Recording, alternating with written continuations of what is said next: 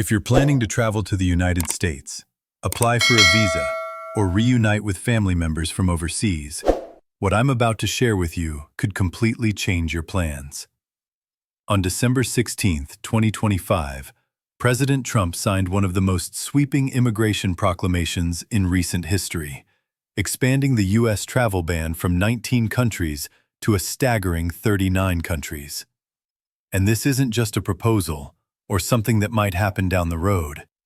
This policy goes into effect at exactly 12:01 a.m. Eastern Standard Time on January 1, 2026. That's less than 48 hours from now if you're watching this on New Year's Eve. So if you're from one of these countries, or you have loved ones, employees, or business partners who are, you need to understand exactly what this means right now. I know the holidays are a time when we're all trying to relax and spend time with family. But this is one of those moments where staying informed could literally be the difference between being able to enter the United States or being stuck outside with no clear path forward. So grab a cup of coffee or tea, get comfortable, and let's break down everything you need to know about this expanded travel ban, who it affects, what the exceptions are, and most importantly, what you can do about it. Let's start with the basics. The Trump administration has stated that the primary reason for this expansion is to protect national security. The official proclamation cites concerns about inadequate screening and vetting processes in these countries, as well as issues with information sharing between foreign governments and U.S. security agencies. The administration also points to high visa overstay rates in some of these nations and concerns about cooperation in accepting back nationals who are subject to removal from the United States. Now, whether you agree with these reasons or not, the reality is that this policy is happening, and it's going to impact millions of people around the world who have dreams of visiting, studying, working, or reuniting with family in the United States. So which countries are we talking about? The proclamation divides the 39 countries into two categories. First, there are 19 countries facing what's called full entry restrictions. This means that nationals from these countries are now barred from obtaining both immigrant visas, which lead to green cards and permanent residence, and non-immigrant visas, which include tourist visas, student visas, and work visas.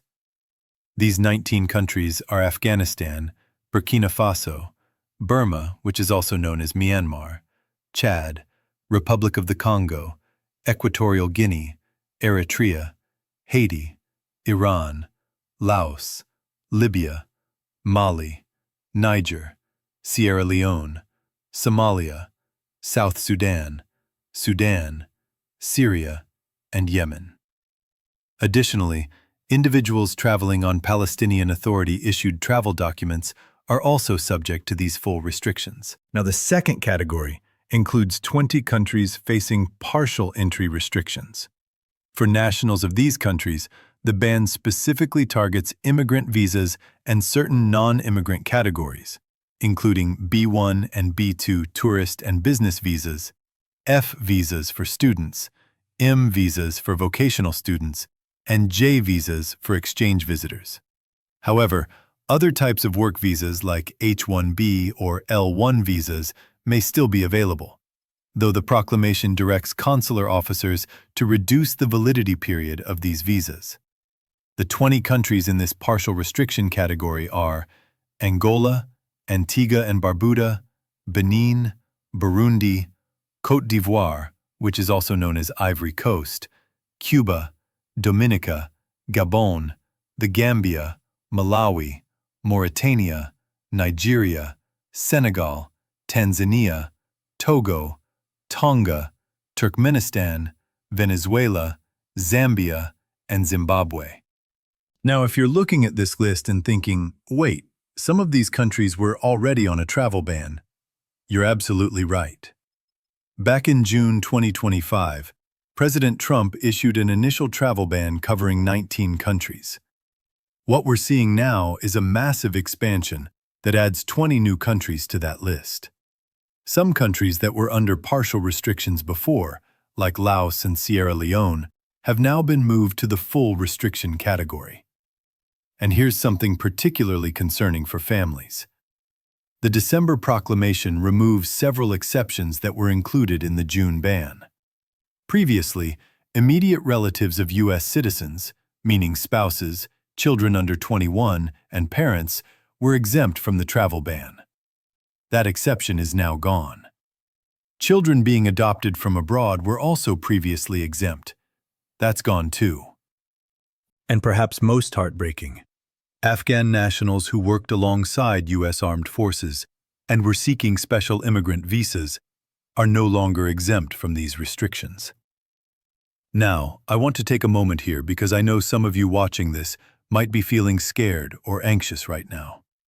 Maybe you're from one of these countries, and you're wondering if you'll ever be able to visit your family in the U.S. again. Maybe you're a U.S. citizen, and you're worried about whether your spouse or parents will be able to join you.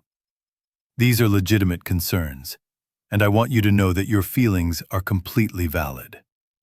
Immigration policy changes like this have real human consequences, and it's okay to feel upset or worried about what this means for you and your loved one. But here's the thing.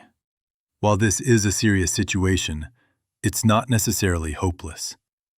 There are important exceptions and nuances to understand, and there are steps you can take to protect yourself and your family. So let's talk about who is not affected by this ban, because that's just as important as understanding who is affected. First and foremost, if you're a lawful permanent resident of the United States, meaning you have a green card, you are exempt from this travel ban. The proclamation explicitly states that existing green cards remain valid, and green card holders can continue to travel in and out of the United States. However, I do need to mention that starting December 26, 2025, all non-U.S. citizens, including green card holders, must provide photographs and fingerprints at every border crossing as part of new biometric requirements. So while you can still travel, expect some additional screening at ports of entry. Second, if you already have a valid U.S. visa that was issued before January 1, 2026, your visa will not be revoked. The proclamation specifically says that existing visas remain valid and you should be able to use them to travel to the United States. However, and this is important, you may face enhanced screening when you arrive, and there could be some confusion at the border about whether your visa still allows entry. Immigration attorneys are strongly recommending that anyone from these countries who holds a valid visa should return to the United States before January 1st if possible, and should definitely avoid international travel after that date because re-entry might not be guaranteed even with a valid visa. Third, dual nationals are an interesting case. If you're a citizen of both a restricted country and a non-restricted country, you can enter the United States using your passport from the non-restricted country. So, for example, if you're a dual citizen of Nigeria and the United Kingdom, you would use your UK passport to enter the US, and you would not be subject to the travel ban. Fourth, there are specific visa categories that are exempt. This includes diplomats traveling on A1 or A2 visas, officials of international organizations on G visas, and NATO personnel on NATO visas. Special immigrant visa holders for certain U.S. government employees are also exempt. And here's something interesting. Athletes, coaches, essential support personnel, and their immediate family members who are traveling for the FIFA World Cup, the Olympics, or other major sporting events as determined by the Secretary of State are also exempt from the ban. This is particularly relevant because two of the newly banned countries, Senegal and Côte d'Ivoire, have qualified for the 2026 World Cup, which will mostly be held in the United States. Under the exemption, players and officials from these countries should be able to attend, but regular fans without valid visas as of January 1st will not be able to get new visas to attend the games. Fifth, immigrant visa applicants who are ethnic and religious minorities facing persecution in Iran have a specific exemption. And sixth, individuals whose travel is deemed to advance a critical U.S. foreign policy interest or a significant law enforcement objective may be granted case-by-case waivers. These are evaluated individually by consular officers. Now, here's something that's causing a lot of confusion and concern in the immigration community. In late November 2025, U.S. Citizenship and Immigration Services put in place a blanket pause on the adjudication of all immigration benefits for nationals subject to the June travel ban. And this pause has now been extended to nationals of the 20 newly banned countries. What this means is that even if you're physically present in the United States right now, you may not be able to obtain or change your immigration status. This affects visa petitions, green card applications, and even citizenship oath ceremonies. So you have 39 countries whose nationals are currently unable to obtain immigration status and come to the U.S. from abroad. And they're also unable to obtain or change their immigration status from within the United States. Hundreds of thousands of people who would otherwise qualify under current immigration law are now in limbo, as are their U.S. citizen family members or employers who want to sponsor them. Let me give you some practical advice based on what immigration attorneys are recommending right now. If you're a national of one of these 39 countries and you're currently outside the United States and you don't have a valid visa yet, you need to understand that starting January 1st, you will not be able to obtain a new visa in the restricted categories. Your best option at this point is to consult with an immigration attorney to see if you qualify for any of the exceptions or if there are alternative visa categories available to you. For example, if you're from one of the partial restriction countries, you might not be able to get a student or tourist visa, but you might still be eligible for an H-1B work visa or an L-1 intra-company transfer visa, though these will likely have reduced validity periods. If you're a national of one of these countries and you're currently in the United States on a valid visa, immigration attorneys are strongly advising that you stay in the United States for the time being. Do not travel internationally unless absolutely necessary. Even though your visa is still technically valid, there's a risk that you could face issues when trying to re-enter the country, and consular officers have broad discretion in these situations. If you do need to travel, consult with an immigration attorney first to assess your specific situation and understand the risks. If you're a U.S. citizen or green card holder with family members in one of these countries, this is an incredibly difficult time, and I'm truly sorry for what you're going through. The removal of the immediate relative exception means that you cannot currently sponsor your spouse, children, or parents for immigrant visas if they're nationals of these countries.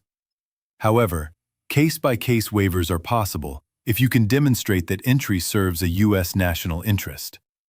This is a high bar to meet, but it's not impossible.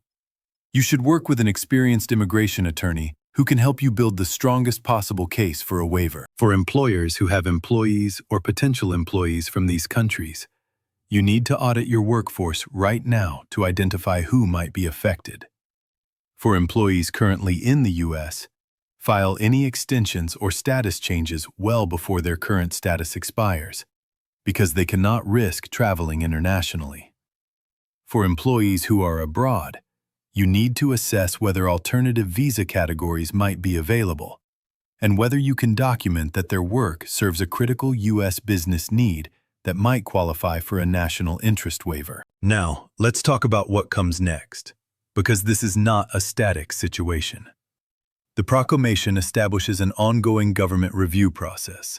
Within 180 days of the December proclamation, and every 180 days thereafter, the Secretary of State must submit a report to the President with recommendations on whether the current restrictions should be continued, modified, suspended, or supplemented. This means the list of countries could potentially grow or shrink over time based on these regular reviews. There's also the question of legal challenges.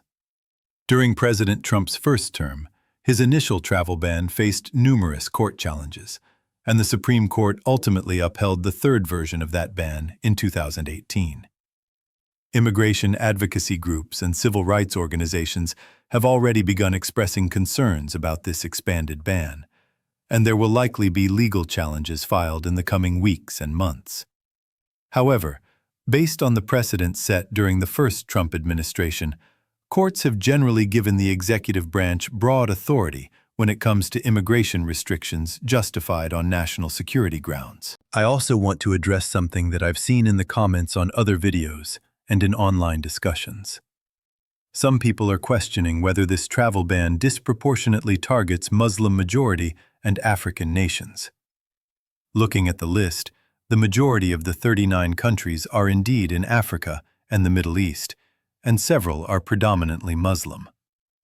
The Trump administration's position is that these countries were selected purely based on screening and vetting criteria, visa overstay rates, and cooperation with U.S. authorities, not based on religion or region.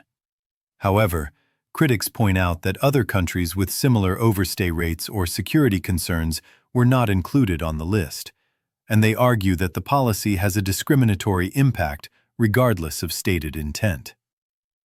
I'm presenting you with the facts and the different perspectives, and I'll let you draw your own conclusions about the policy rationale. Thank you so much for watching. If you found this video helpful, please hit that like button and subscribe to this channel so you don't miss future updates on immigration policy. Share this video with anyone you know who might be affected by these changes. And if you have questions or want to share your experience, please leave a comment below. I try to read as many comments as I can, though I can't provide individual legal advice. Take care of yourselves, take care of each other, and I'll see you in the next video.